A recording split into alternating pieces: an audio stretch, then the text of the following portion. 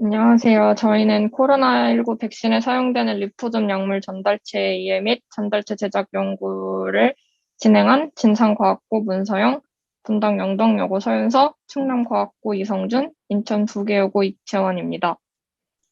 연구 목표부터 말씀드리겠습니다. 저희 이제 면역이란 어떤 병원체가 우리 몸에 침입했을 시에 체내에서 항체를 만들어 항원을 제거하는 과정이라고 할 수 있습니다. 가장 확실하게 항체를 만들 수 있는 방법은 자연 감염에 의한 면역을 통한 죽이거나 비활성화하는 사백신 혹은 병원성을 약독화한 생백신들을 이용하였습니다. 하지만 이는 안전성의 측면에서 문제가 있었고, 그래서 이제 새로 고안된 것이 mRNA 백신입니다. 코로나19 백신에도 사용된 이 mRNA 백신의 경우에는 항체가 항원의 특정 부위인 항원 결정기만을 인식한다는 점을 이용하여 이 항원 결정기의 유전 정보를 mRNA를 매개체로 하여 체내에 주입합니다. 하지만 mRNA는 주변 온도와 pH 등 환경에 취약하고 체내 효소에 의해 빠르게 분해된다는 문제가 있습니다. 이때 지질 나노 입자, 저희가 제작할 이런 지질 나노 입자는 이중으로 RNA를 감싸서 RNA가 분해되지 않도록 보호하고 RNA가 세포 안으로 유입되는 것을 돕기도 합니다. 그렇기 때문에 이제 코로나19 감염증 사태에서 큰 역할을 한 mRNA 백신 개발의 필수적인 지질 나노 입자로서 리포좀에 대한 리포좀을 기반으로 하는 전달체 관련 연구를 수행하려고 합니다.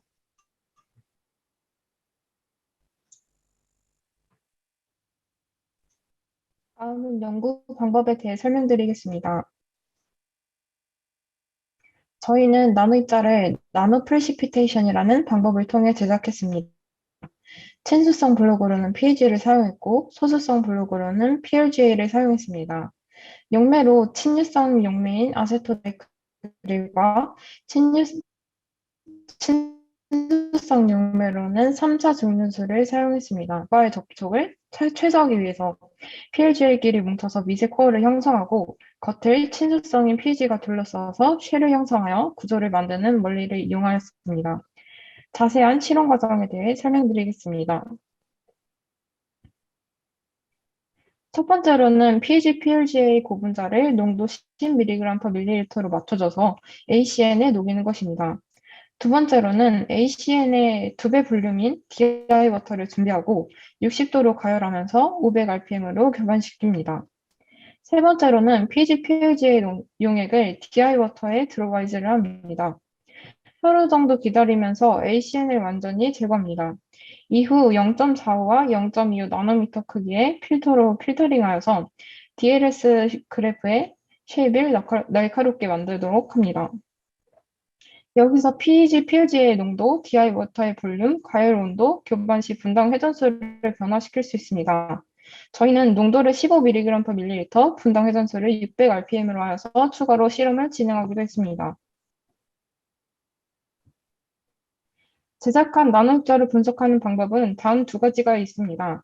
첫 번째로는 DLS를 이용하는 것입니다. DLS를 이용해서 제작된 나노입자의 크기 및 크기 분포를 측정하고 균질성을 확인할 수 있었습니다. 또한 실험 과정에서는 추가적으로 제타 포텐셜을 측정하기도 했습니다. 두 번째로는 템을 이용해서 제작된 나노입자의 구조 및 형태를 확인하는 것입니다. 오른쪽은 저희가 찍은 나노입자의 구조이고 크기는 평균적으로 약 70나노미터 정도 나왔습니다. 그 다음으로는 저희가 진행한 연구 과정에 대해서 자세히 설명드리도록 하겠습니다. 먼저 저희는 고분자의 질량을 측정을 하고 그에 맞는 유기용매 ACN과 섞었고요. 그리고 DI 워터의 조건을 조절을 하였습니다. 그리고 조절된 DI 워터에 고분자를 드롭와이즈 하였고요. 그리고 계속 두어서 유기용매인 ACN을 완전히 증발시키는 것을 눈으로 확인한 뒤에 0.45 필터와 0.2 필터를 가지고 필터링을 한 후에 DLS 촬영을 하였습니다.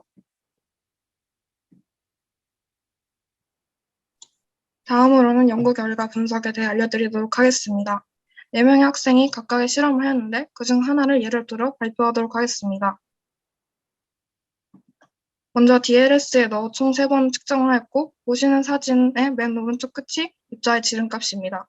3번의 측정에서 지름값의 평균은 65.54로 나왔습니다. 스탠다드 데비에이션은 표준 편차로 0.71이 나왔습니다. 그러므로 입자의 크기는 65.54 플러스 마이너스 0.71로 범위는 64.83 나노미터부터 66.25 나노미터가 됩니다. 사이즈 디스트리뷰션의 이해입니다.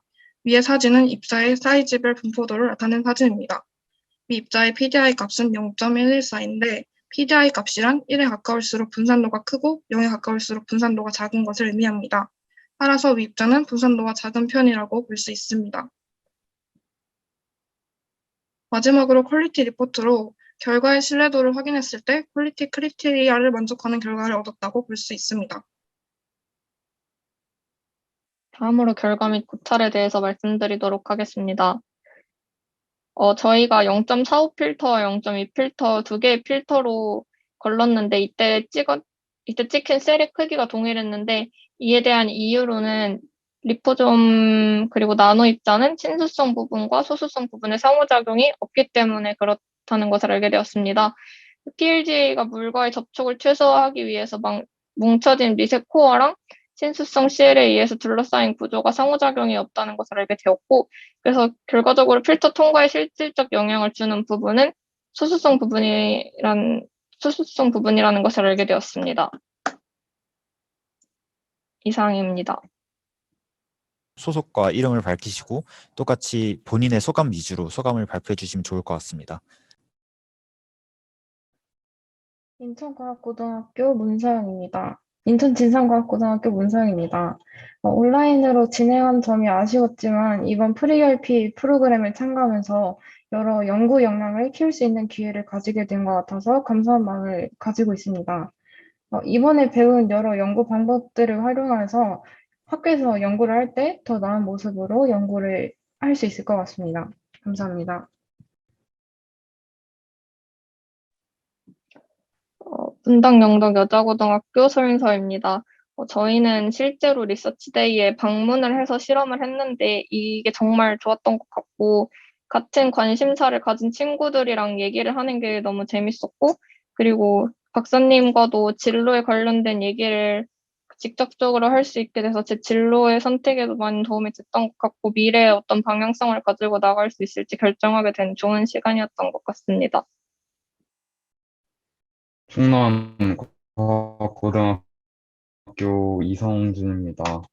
저도 이번에 마찬가지로 코로나19 사태에 관련해서 많은 관심이 있었는데 이제 직접 이런 연구를 하고 실제로 이제 코로나19 말고도 다른 질환에 대한 리포점을 설계하는 등의 그런 뭐 실험과 실습을 겪으면서 진로에 대해서 많은 그 고민에 대한 해답을 얻을 수 있었던 것 같고, 앞으로 다음에 더 이런 기회가 찾아온다면은 같은 분야의 조금 다른 부분에 대해서 심화적으로 탐구할 수 있었으면 좋겠습니다.